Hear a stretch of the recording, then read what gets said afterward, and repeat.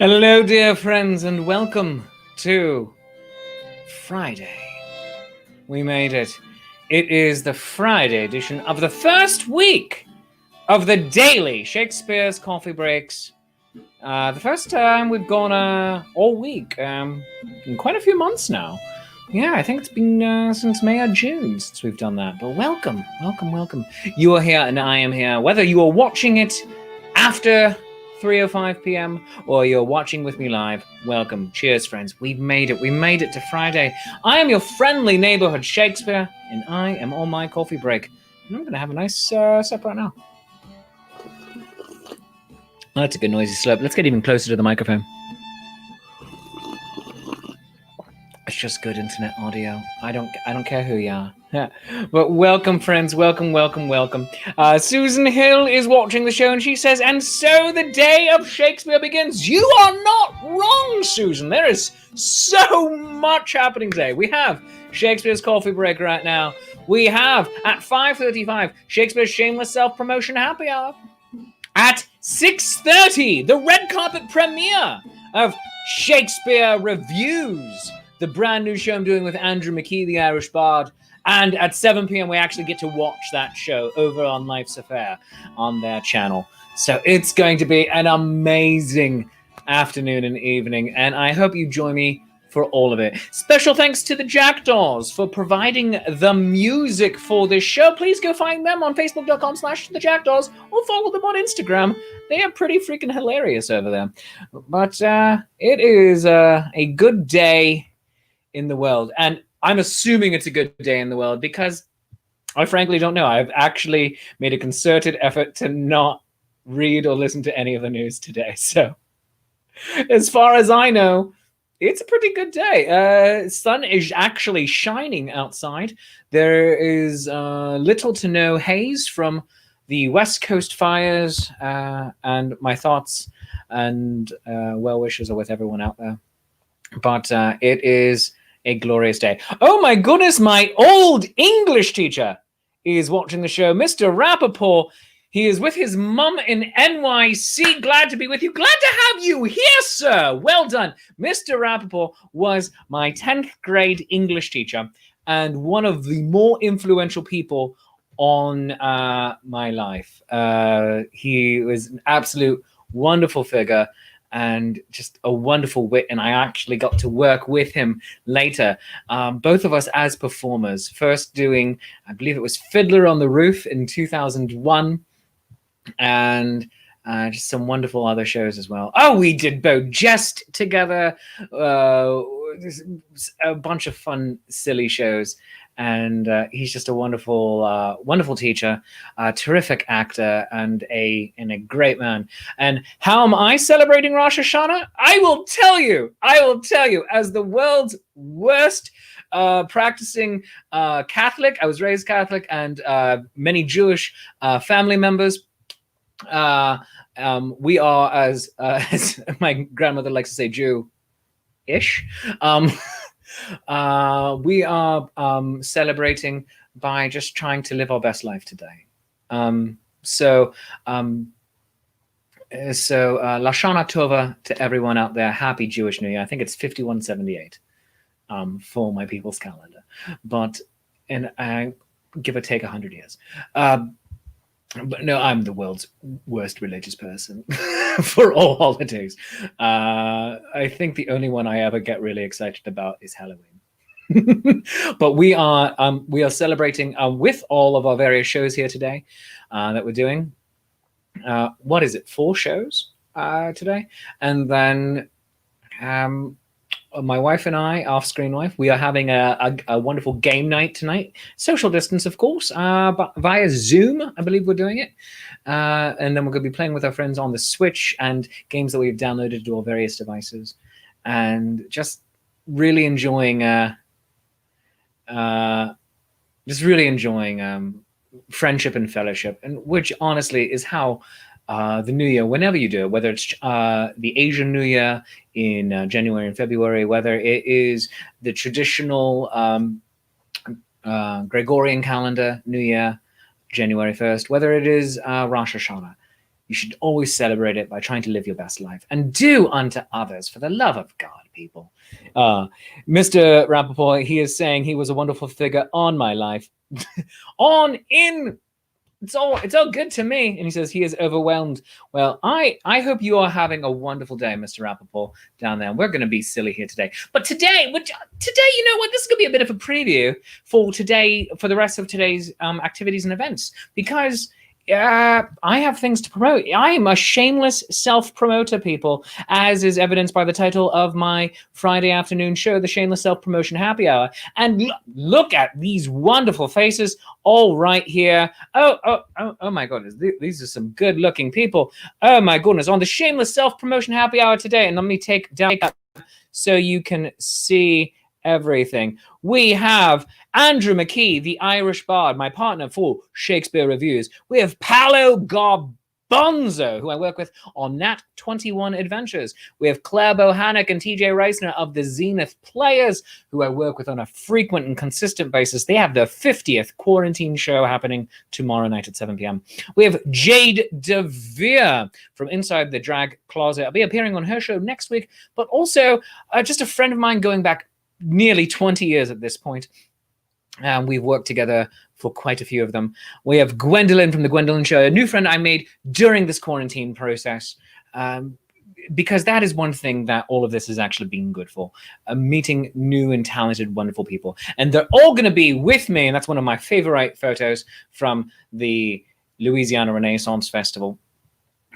This afternoon at 5:35, so just over 2.5 hours from now, on Shakespeare's Shameless Self-Promotion Happy Hour. And then everyone's also joining me for the red carpet premiere of Shakespeare Reviews. And it's all going to be grand. And I hope you do too. I want you to dress up. Dress in your favorite Renaissance garb. And see this. This is a vest I virtually never wear. It's an old Robin Hood vest I got, I forget where, about 17, 18 years ago. I had a matching hat with it. Lost to the ages. But I still have the vest because I used to use it as a costume piece for patrons and shows many years ago. But just so much wonderfulness going on. And I like doing fashion shows for all of you. I like just wearing different things, showing off my chest hair like I'm in the 1970s. Never know. But let's see. What are people saying in the comments?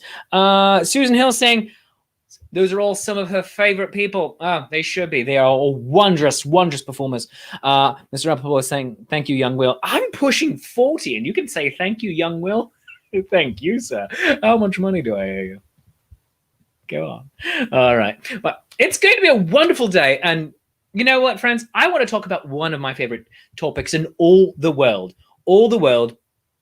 Star Trek. And speaking of that, Susan Hill says she doesn't have any run garb, so she's going to have to go as a Star Trek time traveler. Absolutely. In fact, let us go Star Trek time traveling right now. We're taking off this vest, and we're gonna put on the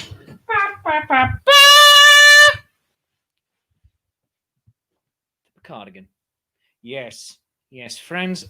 I'm not obviously wearing the whole thing. I'm not wearing the under turtleneck. That is, oh, goodness gracious, just dropped it.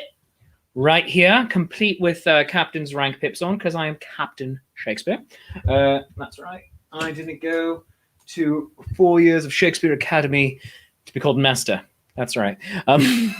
So Star Trek is one of my favorite topics in all the world. Also, speaking of my friend's life's affair, they are commenting in right now. I believe that's probably Lee on the Facebook right now. She said, "Would love to see you all in your finest. When you post your selfies, make sure they are public and use the hashtag Ren Fair Red Carpet or hashtag Shakespeare Reviews." And that's going to be for tonight. And you can start using those hashtags at 5:35 with the Shameless Self-Promotion Happy Hour rolling over into the Red Carpet Review Show at 6:30. So here's the cardigan. Why? Because Star Trek is one of the greatest influences on my life. And it has been for, goodness gracious, how old am I? 39? So 35 years since I was about 4 years old. My father would introduce me to the original series when I was about 4 years old. And I thought it was weird. You know, it wasn't my show. It wasn't Reading Rainbow. It wasn't It wasn't Romper Room or He-Man and the Masters of the Universe. It was this weird show in space, but some of the episodes were fantastic. The Trouble with Tribbles, for instance, or anything with Harry Mudd.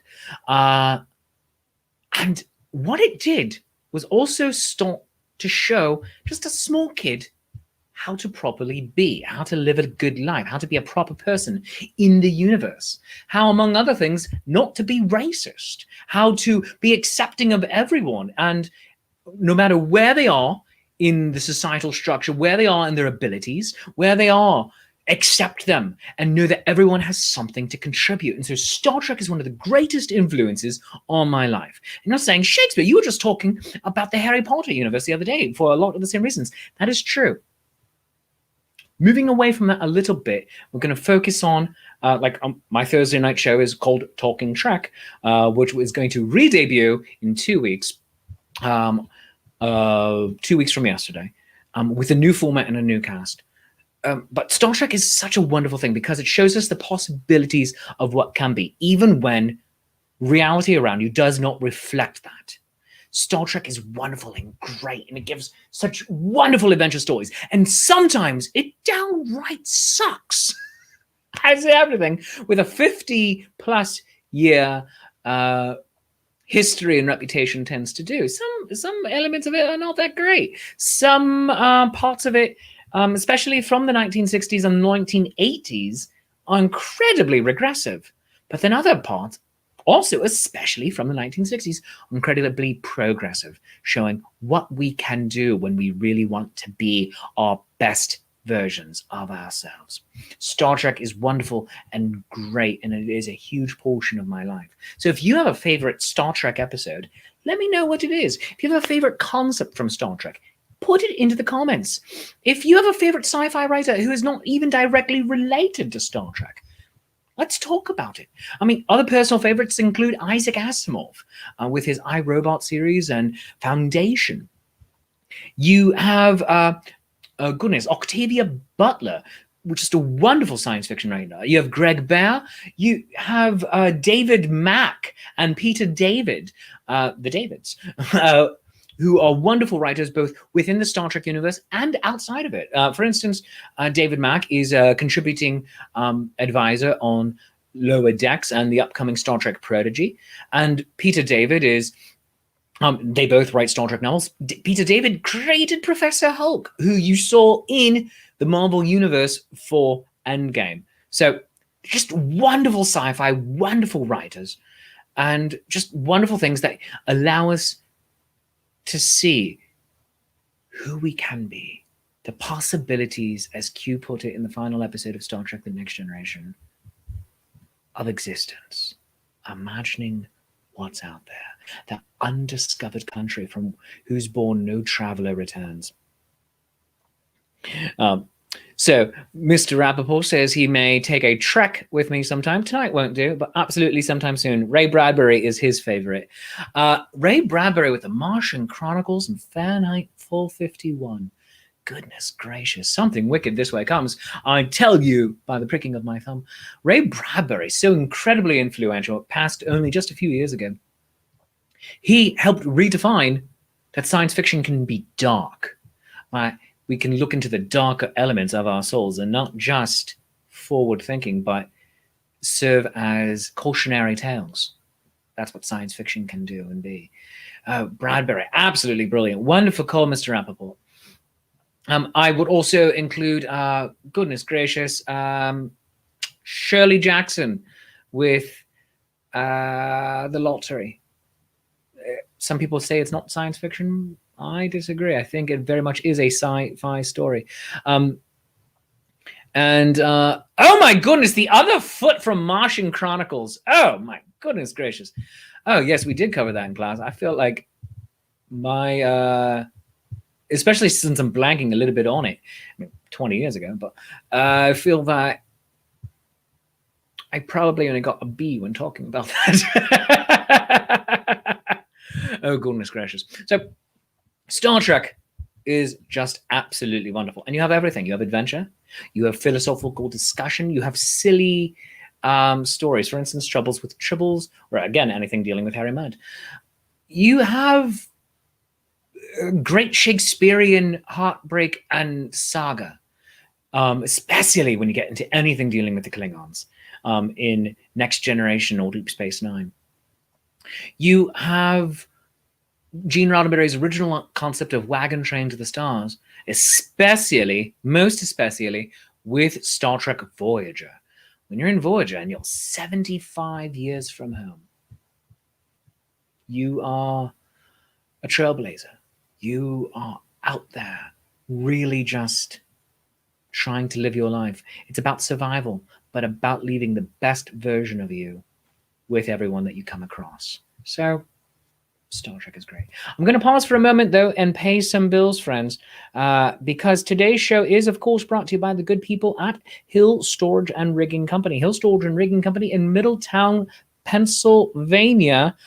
Enjoy the peace of mind that comes from knowing your equipment is in skilled and experienced hands with services from our machine movers and erectors in Middletown, PA. Established in 1967, Hill Storage and Rigging Company is a family-owned and operated full-service millwright serving industries in the Mid-Atlantic states and beyond. We are a woman-owned small business with hours of operation Monday to Friday, 7 a.m. to 5 p.m. Eastern Time, available Saturdays and Sundays by appointment only. Call them at area code 717-944-7676. That number again, 717-944-7676. And find them on the web at hillrigging.com. Hill Storage and Rigging Company, no job too large or too small. Thank you so much to Hill Rigging for being a supporter of Shakespeare's Coffee Break and also Shakespeare's Shameless Self-Promotion Happy Hour, which is going to be on here today at 5:35. And as Susan Hill would like you to know, no relation.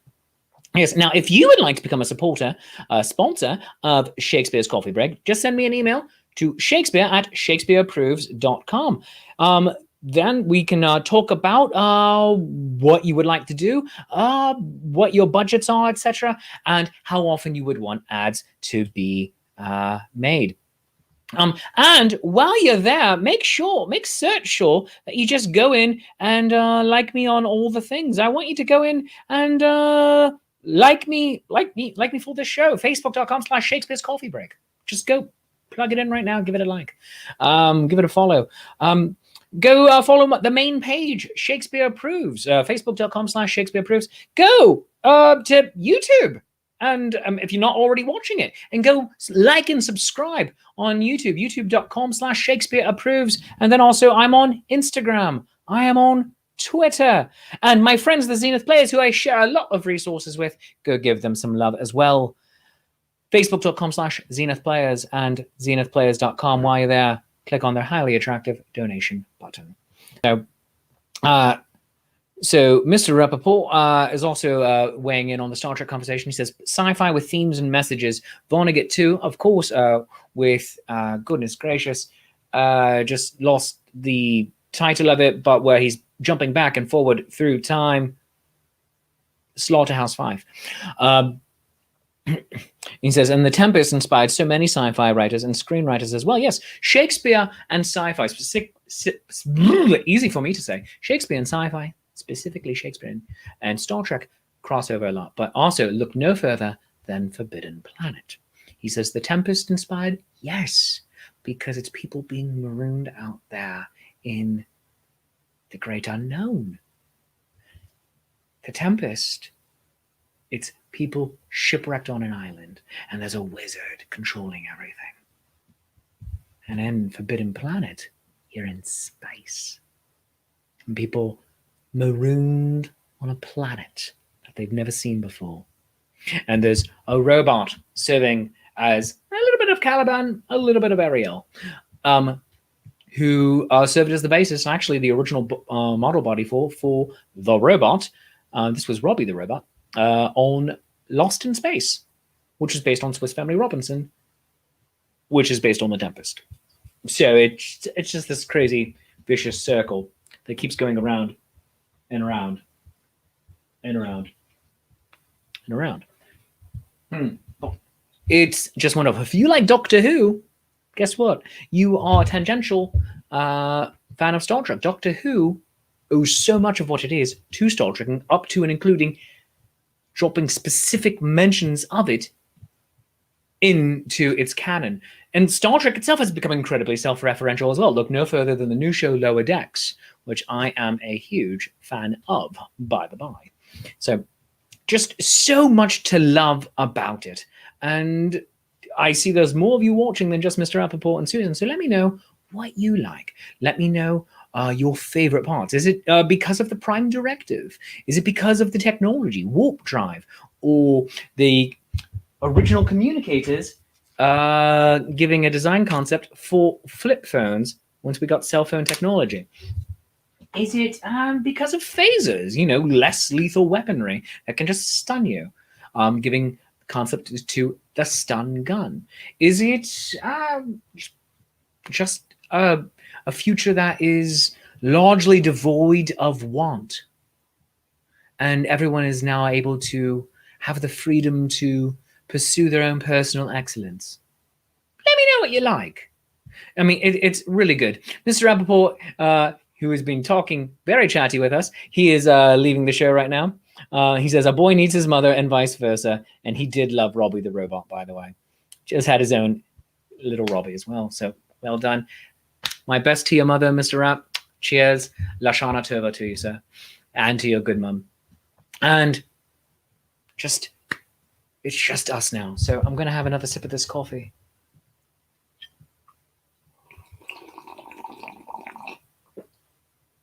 Oh, yeah. That's the stuff. Well, since I'm here and you are here, I'm going to talk about the other things. So coming up this week, of course, well, every week, on Thursdays, so last night was the most recent one, we had Talking Track. Talking Track is the show I do with Brian from the Connecticut Renaissance Fair. And you can find out more about Talking Trek by going to facebook.com/Talking Trek Podcast.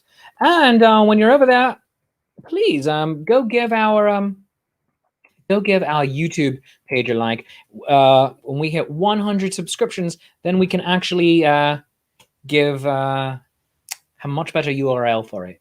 So yeah, I mean, that right there, that is the channel page for Talking Trek. That's stupid. Yeah, I need 100 subscribers over there so I can call it facebook.com/Talking Trek or Talking Trek Podcast, however we need to do it. But go do it because we're going to be relaunching the show there in 2 weeks. YouTube will get first dibs, and then we move it over to Facebook the next day. So please do that. And then on well, tonight, of course, the red carpet premiere for Shakespeare Reviews, and go watch that. And as Lee was saying earlier in the show, we want to see you in your finest. Send us your selfies and make them public so we can share them and put them up in the stream as well. And use the hashtag Renfair Red Carpet or hashtag Shakespeare Reviews for that tonight. And that is going to be, all the fun is going to be starting at 5:35 with Shakespeare's Shameless Self-Promotion Happy Hour on this page, moving over to their page, Life's Affair, at 6:30. And then at 7 p.m., we actually get to watch the first episode of Shakespeare Reviews. So go do that. Click on Life's Affair comment right here in the comments so you can get there and go. Goodness gracious, what else do I have to tell you about? Oh, of course, Nat 21 Adventures, the show I do with Paolo Garbanzo. Now, you can watch Nat 21 Adventures Tuesday nights at 8 o'clock Eastern. It is on Facebook at facebook.com/Nat21Adventures, and also on twitch.tv at twitch.tv/Paolo Garbanzo. And you can go follow it and all the things. Link is now there in the comments. And finally, coming up in about 2 weeks, on Saturday, October 3rd, 1:30 in the afternoon, I'm doing a special ticketed event called the Shakespeareans. The Shakespeareans is me taking Romeo and Juliet, the Flying Implement of Doom edition, which I normally do at Renaissance fairs, and bringing it to Zoom, streaming it live online. Now, instead of doing it like I did with the social distancing players, where it is a preset cast reading a script and acting for you, we're going back to the Ren Fair style. I coach you through the show. You, the patrons, are the cast. You are Romeo. You are Juliet. You are the balcony. You are the flying implement of doom, killing everybody. But, it's surprisingly upbeat. So do join me for that. That is going to be Saturday, October 3rd, 1:30 in the afternoon, Eastern time, because not all of us can get to the couple of Renaissance fairs that are attempting to be open, such as Pennsylvania. And again, I wish them all the luck in the world. So if you are free on Saturday, October 3rd, join me. It's going to be a grand time. We shall make magic. Tickets are limited. Only 50 are available. Only $10. And if you are one of my Patreons of the arts, you get a $5 discount. So go click on the ticket link, which is right here in the comments. Go click on that and join me on Saturday, October 3rd at 1:30. It's going to be a grand adventure and a really good time. And I saw that we had some other comments coming in. Let's see. Lee, Clifford. Where'd it go? I saw it. Oh, there it is. He says, question. Thank you. How were the Klingons able to work together to even build starships without killing each other? Great question. But here's the thing. Klingons are not velociraptors. They are we call them a warlike race, except that not all of them are warlike, just like humans. Humans are an incredibly violent species. And you might say the same thing about the Klingons. It's their culture that is very violent, honoring fighting outright, more aggression than passive aggression. However, you see in Star Trek The Next Generation, specifically in the Duras family, how they are more Romulan in as much as they are sneaky, and it's very Roman Empire all around. We prize being forthright and martial in our virtues, but also we're going to poison people, stab you in the back. So how do they cooperate? The same way anybody does. Enlightened self-interest. That's how they did it. And starships going out was for less exploration and more for the glory of the empire. Expanding the territorial reach, the same as Rome. It is my considered opinion that the Klingons, whereas they originally represented maybe the Soviet Union and how we are more alike than we are different. And when what was it? Rosnov, I think it was, when we ended the Cold War and we started coming to an understanding betwixt the former Soviet Union and the United States and the rest of the Western world in the early 90s, that the Klingons and the Federation, likewise, were showing in Star Trek that they were working together and being allies more. So even though they were originally there to be an allegory for the Russians, my opinion is they are actually far more similar to the Romans. They have enlightened self-interest. They have scholars and poets and scientists, and more than their fair share of army generals. And they, found it in their enlightened self-interest to go out and conquer for the glory of empire, and then make the scientific discoveries along the way. Whereas the Federation expands through scientific progress and invites people to come in and join. And it's not at the tip of a spear or a phaser bank, but genuinely wanting everyone to try to have the same as they do eventually.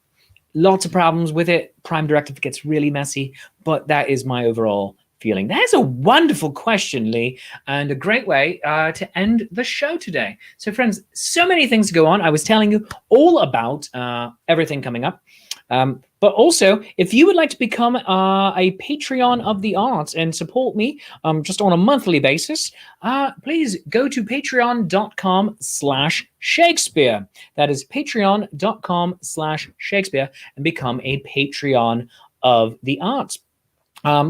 Patron levels start at $5 a month, and you get some goodies. You get a digital edition of my comic book, Julius Caesar, Beware the Ides of March of the Penguins. You get a digital download of my album, Are You There, God? It's Me, Shakespeare. Plus other things, such as PDF copies of the scripts I do for the social distancing players, which are based on my Ren Fair plays. So go check that out. Patreon.com/Shakespeare. And then also, please, if you're interested in buying me a cup of coffee, you can do that because I like coffee. Coffee, coffee, coffee. Let's have a nice noisy slurp. Oh my God, that's so good. Oh man. This is instant, by the way, today. And it is not bad.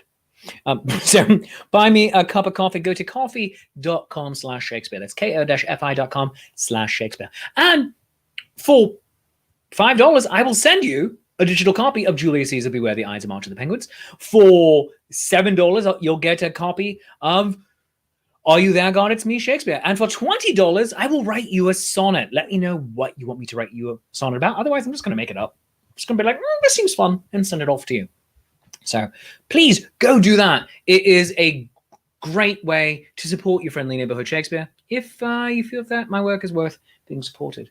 I'm not going to go long today. I'm already 1 minute and 15 seconds overboard. So I just want to say, for everybody watching today, this was a fun little rambling episode. Next week, so much more going on. But again, join me at 5:35 for Shakespeare's Shameless Self-Promotion Happy Hour, at 6:30 for the red carpet premiere of Shakespeare Reviews, and at 7 for Shakespeare Reviews over on Life's Affair. Thank you very much for being here with me and letting me be a part of your day. I love you. You love me. There's mutual glorious affection. Until next time, cheers.